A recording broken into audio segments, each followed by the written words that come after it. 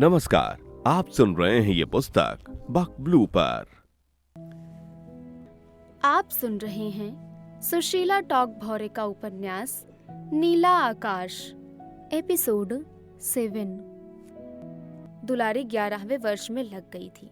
इस बीच कान्हान के पास मौधा नामक एक छोटे से गांव के मेघवाल परिवार में दुलारी के विवाह की बात पक्की हो गई। वर 15-16 वर्ष का नंदलाल मेघवाल बहुत ही सुंदर और समझदार लड़का है। 11वें वर्ष की उम्र में दुलारी का विवाह हो गया। 12 वर्ष की होने पर गौना होने के बाद वो अपने ससुराल आ गई। नंदलाल को नौकरी नहीं थी। वो काम की तलाश में यहाँ वहाँ भटकता रहता। 2 वर्ष के बाद जब नंदलाल कन्हान आकर काम करने लगा, कालीचरण और बुधिया ने उनके लिए अपने पड़ोस में अलग घर बना दिया। नंदलाल दुलारी के साथ यहाँ रहते हुए अपने घर गृहस्थी संभालने लगा। गांव की छुआछूत और अपनी सीमाओं को समझते हुए अपनी समझदारी और कुशल व्यवहार के साथ वो सेवा नगर का स्थायी निवासी बन गया। उस समय कान्हान में मेहतर वाल्मीकि के साथ छुआछूत, उपेक्षा, डांट फटकार और अपमान का अधिक बुरा व्यवहार किया जाता था। मगर इन अछूतों के बच्चे कुछ दिनों तक स्कूल न आए, तब भी मास्टर उनकी कोई चिंता नहीं करते थे।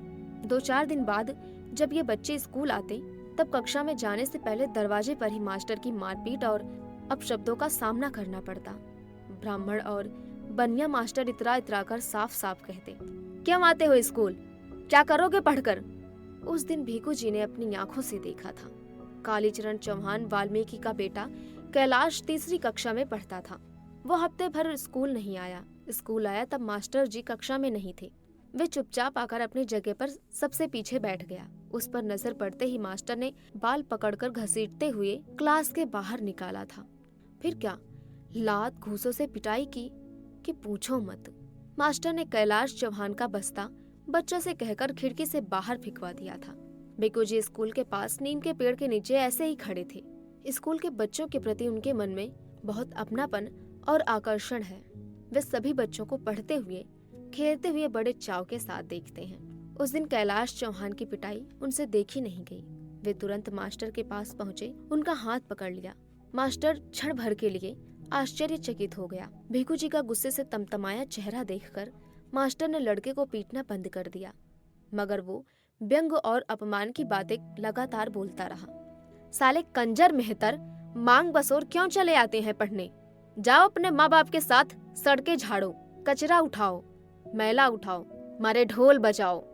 होमवर्क नहीं करते, पढ़ाई नहीं करते, तब कक्षा में क्यों आते हो? जाति के नाम से दी गई गाली सुनकर भीखू जी का गुस्सा चढ़ गया।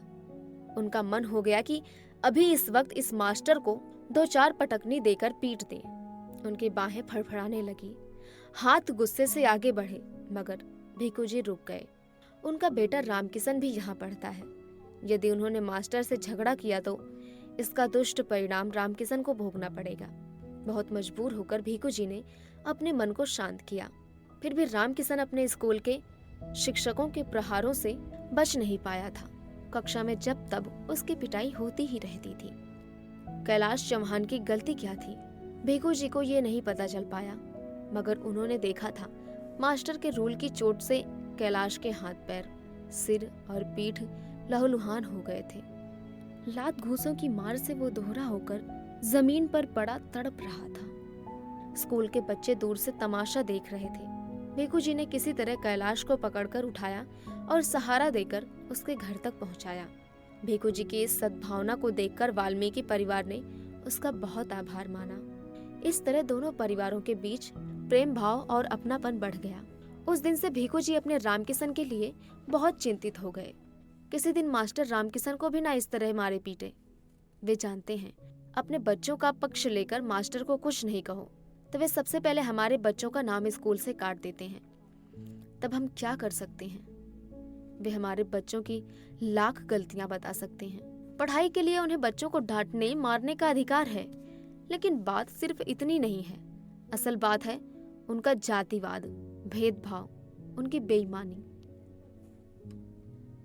कैलाश चौहान का शेर जैसा बाप कालीचरण और ऊंचा तगड़ा चंदू चौहान काका मास्टर से पूछने आए, हमारे बच्चे को क्यों मारा?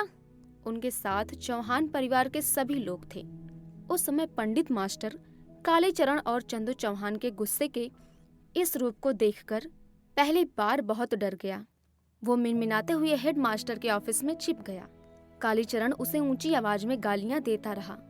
निकल साले, अभी तेरी मास्टरी निकालता हूँ।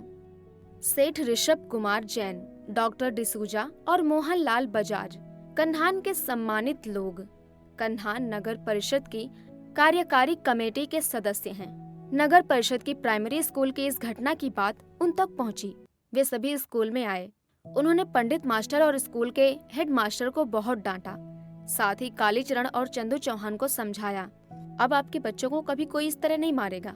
आप लोग इस बार इन्हें माफ कर दें। गांव के इतने सम्मानित सरवड़ों को अपने शुभ चिंतक रूप में देखकर सेवानगर के लोगों को अच्छा लगा। उन्होंने समझ लिया सभी सवर्ण लोग दुष्ट नहीं होते। कुछ दुष्ट लोग ही समाज में जाति भेद का जहर फैलाकर पूरे सवर्ण समाज को कलंकित करते हैं। डॉक्टर डिसूजा बहुत दयालु हैं। वे गरीबों से कभी कोई फीस नहीं लेते। सेठ ऋषभ जैन भी मानवतावादी हैं।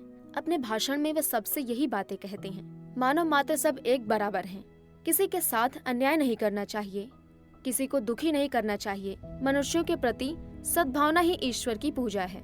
मोहन लाल बजाज भी गरीबों और अछूत की आर्थिक मदद करते हैं। समाज के सभी लोग इन बातों को जानते हैं, समझते हैं, मगर वे जाति भेद, छुआछूत मानना भी नहीं भूलते। पूरा गांव इन सभी के अच्छे व्यवहार और हितैषी स्वभाव की प्रशंसा करता है। उनके आने से सेवानगर के वाल्मीकियों का गुस्सा शांत हुआ। स्कूल के सामने भीड़ इकट्ठा हो गई थी। दोनों भाई मुश्किल से शांत हुए। सभी अपने अपने घर लौट गए।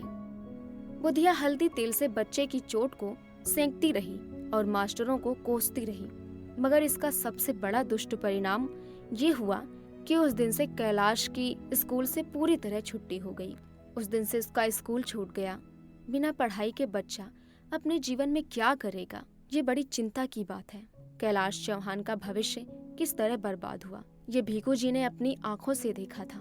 उन्होंने सोचा, उस दिन अछूत जाति के सभी लोग ने मिलकर ऐसे मास्टरों को मजा चखाया होता, उनके हाथ पैर तोड़ दिए होते, तो वे हमारे बच्चों के भविष्य से इस तरह खिलवाड़ नहीं करते। चंदरी सच कहती है, हम सिर्फ अपने बच्चों को दोष देते हैं, मगर इसके पीछे की बात को नहीं समझते। हमें ये भी देखना चाहिए कि हमारे बच्चे बचपन से ही कैसी बातों का सामना करते हैं। बच्चों से ये कहना कि पढ़ लिख लो, जिंदगी सुधर जाएगी, आसान है, मगर छुआछूत, भेदभाव, दुत्कार, अपमान, अत्याचार के साथ पढ़ पाना बहुत कठिन है। कालीचरण और बुधिया, भीखू जी और चंदरी अंधेरे में अपने बच्चों के भविष्य की रोशनी तलाशते रहे। अभी आप सुन रहे थे ये पुस्तक बक ब्लू पर। आपको ये किताब कैसी लगी कमेंट में हमें जरूर बताएं। साथ ही स्क्रीन पर दिए गए सभी प्लेटफॉर्म्स पर हमको फॉलो करना ना भूलें। धन्यवाद।